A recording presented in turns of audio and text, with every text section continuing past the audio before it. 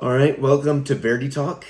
um, I have announcements to make, but you don't see all the sound equipment with me, and it's because I chose to have better video quality than have everything else.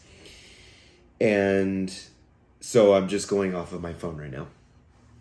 But I look bomb, and that's the most important thing than the sound. But we have made some purchases, me and the Verity Talk team, to enhance the show. And we're buying some other stuff, so it's coming in with the next, I believe, couple weeks. So it's going to be good. One of them involves cameras, so we're going to be looking better and sounding better and all that stuff. And we're going to have our first, I'll put this on the page, but we're going to have our first of the year T2 Table Talk, or not, oh my God, T2 Mug Hour. And we're going to actually have coffee this time, but T2 Mug Hour. And it's going to be Sunday the 29th. I repeat, Sunday the 29th. We're going to have our first of the year T2 Mug Hour. We're going to talk about multiple things, so I'll keep you updated on that on the Facebook page. And before I continue, make sure you subscribe if you listen on podcasts. Make sure you subscribe to wherever you get your podcasts. So Spotify, Apple, Amazon, and other ones of the sort. We're on YouTube. Our first Facebook, we have our Facebook page, Verity Talk.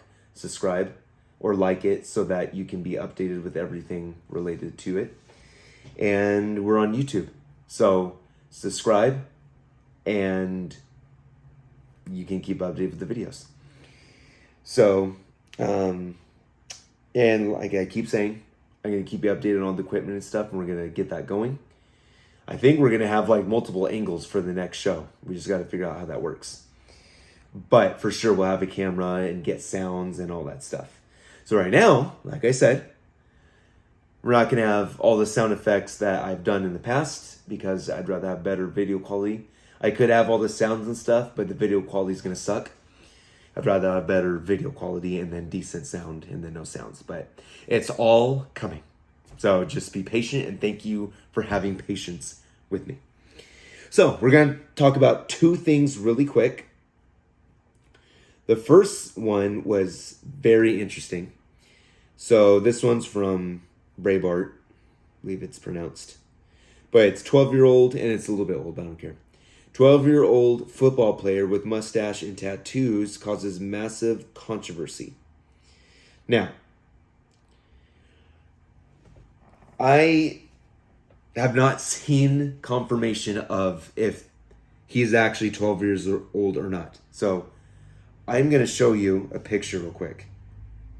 And I want you to tell me if this guy looks 12 years old. Okay? There's no way this guy is 12 years old. If you didn't see the picture, just look it up. It's 12-year-old football player, and you should find it on Google. There is no way this guy is 12 years old. Apparently he is, but I need to see more proof. First of all, let me read the article first. And it's by Warner Todd Huston, and it was written December 14th. Again, a little old, but I still wanted to mention it. 2022. It says a photo of Texas youth football player Jeremiah Johnson went viral this week when people learned that the tattooed, mustache-wearing player is only 12 years old. The supposed 12-year-old looks more like a 20-year-old to many, as photos of the hulking Kitty League player was announced as the 2022 Youth National Championships MVP over the weekend. The 5'11", 198-pound player, this 12 years old, is seen in a photo holding his 2022 MVP trophy while sporting tattoos on his arms and a fully developed mustache. I wouldn't say fully developed in the picture, but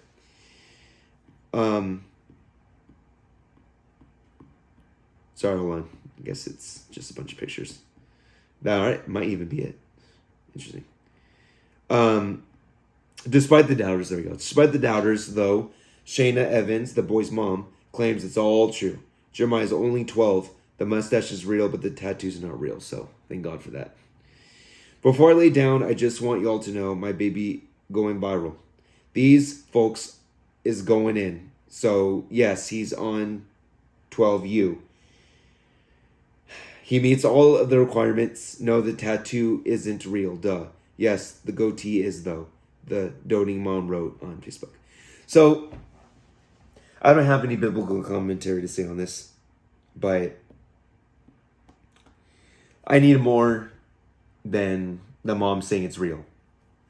Obviously, they're not going to put his birth certificate, I think, on, public display for the news, for any news organization. But I do need to see some proof. Because, and I know you hear those cases like in people who look really young and they're like 30 years old or something like that. I think that's a disease, but I don't think this is a disease for this specific case. But I definitely need to see more proof, because just someone saying, yeah, it's real. It's like, is it though? So comment if you like on the Facebook page or on the YouTube comment section as well, if you think that this is true or it's fake. But anyways, we're going to move on to the next thing.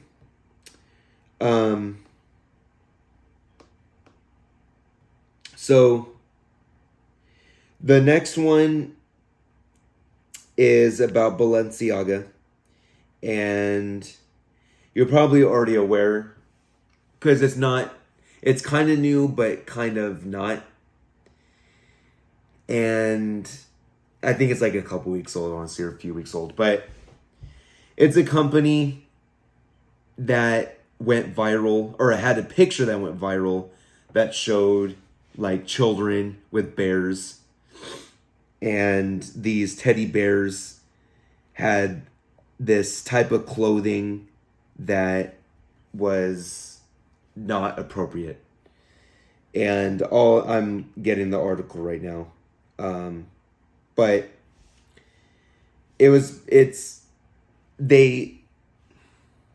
I'm not going to show the picture on here. I'll probably cut it. But so it went viral, and there was a bunch of controversy because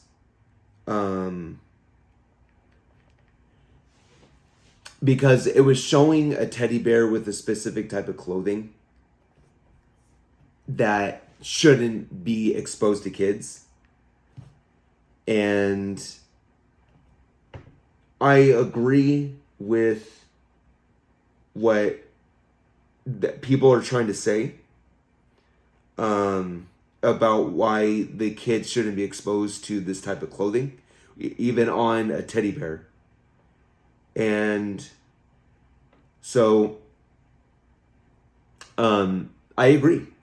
And it's just to show that, and the clothing's called BDSM style bondage gear. I don't know a lot about it because I'm not involved in that. That's why I literally had to look it up right now. But BDSM style bondage gear. Some of you probably already know about it. Maybe that's your, you're part of your old man back in the day. But, so, again, I'm not going to show it. You guys can look it up. But a teddy bear with a child with BDSM gear, the teddy bear holding it. Now, the adults know what they're doing when they're shooting that, or had the plans to do that, premiere that picture. The child doesn't, and it's like, so the child, unless they have bad parents and the parents taught them what that is and showed them or performed with it in front of them. And so, but if they're not, and the kid sees this, I think they're innocent and they don't know what's going on or what that type of clothing is. It's just like a toy to them. They're like the teddy bear wearing it. But so it's not like an outrage for me, like, what the heck? Now, before you say, what the heck, how come you're not outraged? I'm not outraged in the sense of the kid knew what that was, in one sense. But what I am on board with is that the world, the adults, are really getting involved with children in bad ways.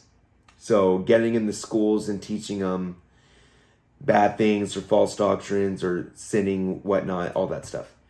But there has been a real push lately, these past few, probably longer than few years, but adults wanting to teach kids about sexual, not items, well, in this case, yeah, but sexual ideas, sexuality, everything at a very young age.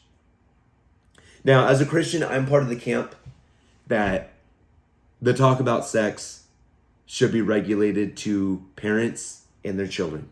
That's it. Like, that's it. Children between children and parents. That's it. I am for the idea of not even having sex ed. Like, it's not needed. I think it's done more worse than good, or evil than good. And then you hear schools saying, oh, passing out free condoms, saying, yeah, it's for the safety of the children. It's that way. It's like, you're doing more harm than good because you're teaching them what it's for and what to do with it.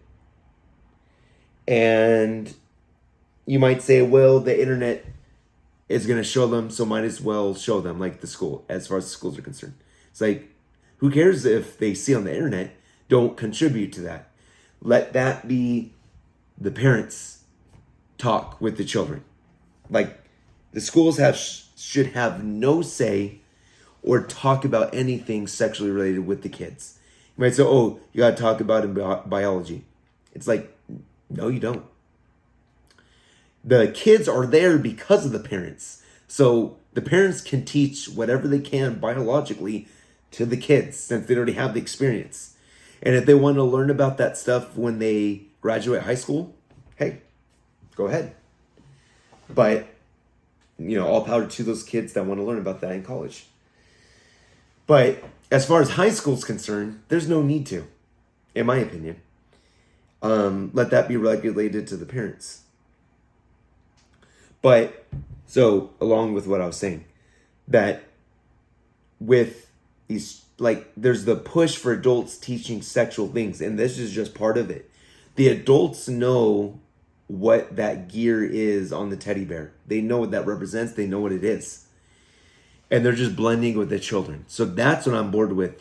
That's my outrage towards this photo and towards that controversy. And again, I know I'm a little late to the party, but, I'm not an everyday show, so I'm just speaking on things once a week. And that may change. We'll see. But that's my outrage, is the adults know what this is and they know what they're doing. Some people, will say how they're not going to be so secretive about it. They're not going to be, there's no adults that are going to be open about this. Lately, yeah, they're more open now than they were before about this stuff. I think there was, I can't remember his title, but you might have to look it up. But there was I don't want to say professor or dean or something like that, for a private school that was literally teaching all the kids, and he bragged about it, teaching the kids about, I don't use the terms right now, but just sexually related topics. And he was proud of it. He's like, I want them to know about condoms. I want them to know about sex toys, like all that stuff. And it's like, what? Like, why aren't the parents outraged about this and doing something about it? Like, showing more ire towards this leader and towards the administration at that private school. It's ridiculous. But the good news is more parents are rising up against this type of stuff. And so we shouldn't be afraid right now to talk about godly things in our faith. Like, the world's going to be bold. We need to be bolder. The world's going to get more evil. We need to get more holy. So this is not a time to be sitting on the sidelines, so to speak. We need to get in there as Christians and shine our lights. And so some people, and if you look into Balenciaga and I think the photographer, it's pretty bad, like not good. And you have to look that up for yourself. It's literally dealing with demonic stuff, and you'll, like I said, you have to look that up for yourself. But I'm not going to get too much into that. But I'm going to read 2 Timothy chapter 3 for you. Not the whole chapter, but just a couple of verses. Because when you see this stuff, like I said, rise up, speak up, and say something. Preach the gospel, preach the word, preach against sin, preach against these things. But don't be surprised when you hear about these things. It's like, what? Like, you talk to some Christians, it's like, what the? And don't be one of those Christians, because you'll go, man, how could these schools, how could these places, how could these corporations be so evil? How come back in my day, the world is going to get worse and worse in preparation for the Antichrist. And that's a whole nother topic. But don't be surprised when the next evil thing comes up, or something even worse and worse.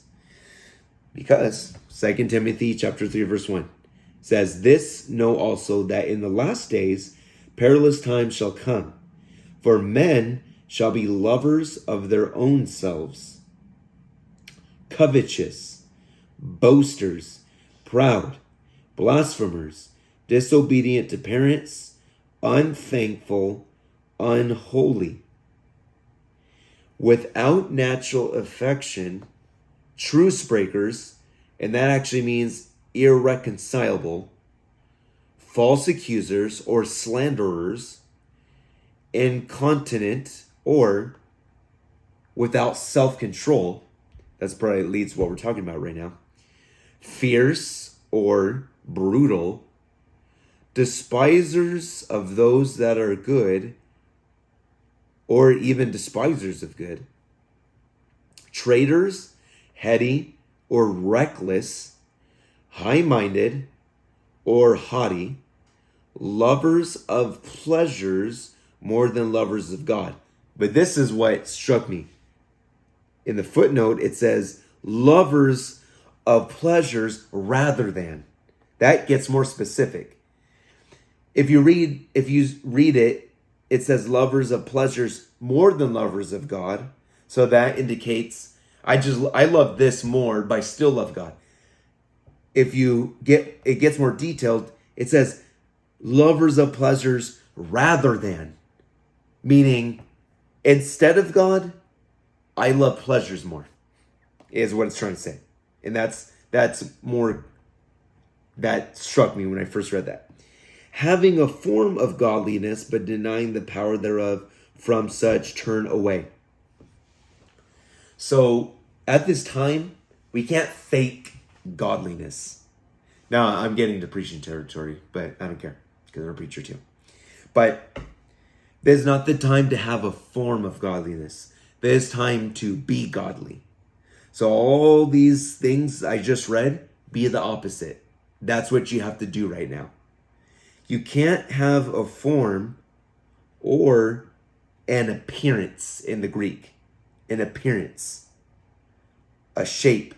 Like, you can't have the look and then not be that. So, like I said, this is not the time to have an appearance of godliness. The time is to be godly and be holy and everything opposite of this. Now, one thing that a lot of adults in the world are really banking on right now is disobedient to parents. They want, there's kids, there are teachers in schools right now, and not even just teachers, just people in general, that go on TikTok and make videos speaking against parents' wishes. Like, for example, I think I spoke about this, I don't know how many weeks ago, but I think it's in, I don't know if it's in all states, but in California, a psychologist doesn't have to, or the school itself does not have to tell the parents if a child wants to transition or is going by a different name, different pronouns, stuff like that. And as a parent, I would want to know what's going on with my kid, because that stuff that I just mentioned could be related to why they're not doing good at the moment. Like, that stuff could be related. And I would want to know. But if I heard people are making laws or sneaking around and doing all that stuff, saying, oh yeah, we're not going to tell them, I don't like that. But there's our teachers and people, adults, making videos about basically going against what parents want for their children, or the rules they established for their children. And so it's like, you have to be aware of that. And you have to be, here's another thing. You have to be, whatever parent that had that child in that photo shoot. I'm not going to say they're bad parents, because I can't say, but that definitely was a good decision. I'll say that.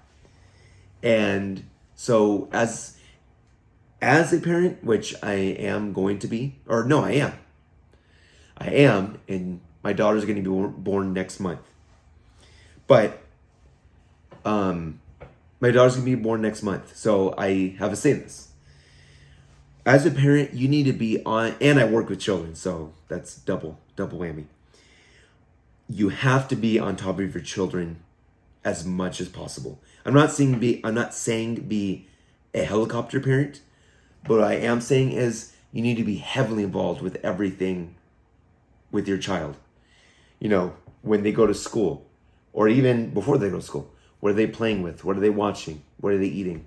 Stuff like that. Then when they go to school, it's double work, because you got to say what it is that teach, what clubs are there right now, what programs are there, what's your child's grade, who's he hanging around, what is he watching, who's he like stuff like that. You got to be on top of it. You can't be a parent that just gets surprised when my child cusses. Oh my glob! Like, I can't even tell you how many parents I've dealt with. It's like this. My kid would never cuss. My kid would never be a bully. Trust me, so it is happening. So you gotta be on top of it. And then the last thing I'll comment on, and I'll be done. This is probably gonna be a quick one. No, this is a quick one. But so I just read it. So, for men shall be lovers of their own selves, covetous, boasters, proud, blasphemers. I think it was incontinent. Let me check. Incontinent. Without self-control. Yes. Without self-control. Like, the sexual drive is probably the strongest drive with all adults in general. Like, everywhere in the entire world. Doesn't mean there's other things that adults and teenagers, whatever, that they don't like. There's not other temptations and whatnot, but the sex drive is like the strongest thing, one of the strongest drives in adults, and especially men. But that is just leaking out to all sorts of things. The photo just kind of proves it. And with Balenciaga, You should look that up, by the way. Balenciaga, the name. Yeah, but anyways, so the reason I say that is because it's, and this is what I'm saying, it's so like with no self-control. This is what I'm saying, incontinent. There's no, the idea of self-control is laughed at. The idea of self-control in general, not just with sex, but just self-control in general, with what you're eating, with, the sexual drive, with just basically every area of life, self-control. It's laughed at, but it's needed. But the world laughs at self-control. It's whatever desires you have, go ahead and do it. Don't let anyone tell you shouldn't, stuff like that. So this lack of self-control, at least with the area of sex, is getting ridiculous. That's why adults are really pushing that on kids, like first graders. I heard of kindergartners, it was being pushed. It's ridiculous. And so the reason I say why it's leaking is because, again, I don't know for sure, because I don't know the child. I don't know the whole situation, but pretty sure the child doesn't know what that stuff was, but the adults do. And they're taking a photo of the child holding the teddy bear with that gear on. And it's like that we as Christians need to have this self-control. We need to have this self-control. And it's one of the fruits of the Spirit in Galatians. And that will be the last scripture, and then I'll be done. But it is Galatians chapter 6. And it says, Galatians 5:22. It says, but the fruit of the Spirit is love, joy, peace, long-suffering, gentleness, goodness, faith, meekness, temperance. Against such there is no law. So, temperance. So you can't be a Christian that says, I don't have self-control, I can't help myself, I don't know what came over me. That's not biblical. One of the fruits of the Spirits that if you're a Christian, you already have. You just need to practice it, which is temperance, self-control. You have self-control. You should never have, as a Christian, in your vocabulary, I can't control myself. Or I don't know what came over me. I just have to give in. Again, this doesn't just have to deal with sex, but it can deal with every other area of sin. You don't have to give in. You have control over self. If you want to change up the words there. You have control over self. Now, that is a shock for a lot of Christians, and it's a tough thing to swallow, because a lot of Christians would rather blame something else besides themselves for falling into sin. Oh, my mom and dad were involved in this. That's why, as a kid, I saw my parents do this. No, I'm doing it. It's like, well, that was in the past. What are you doing now? But anyways, so I'm not going to keep going on. But so that'll be it for right now. The episodes are going to be short until the equipment comes in, but it is coming in. I'm going to do some new segments, so I'll keep you updated on that. But I will see. Well, keep an eye on Friday and Saturday for John and Ryan's show, for Do Tell and Epignosis. Almost forgot. Epignosis. Both are good. So they haven't told me what they're gonna talk about, but they'll probably announce it. But just watch that on Friday, or listen to it on Friday and Saturday. But anyways, I'll stop talking. God bless, and I will talk to you soon.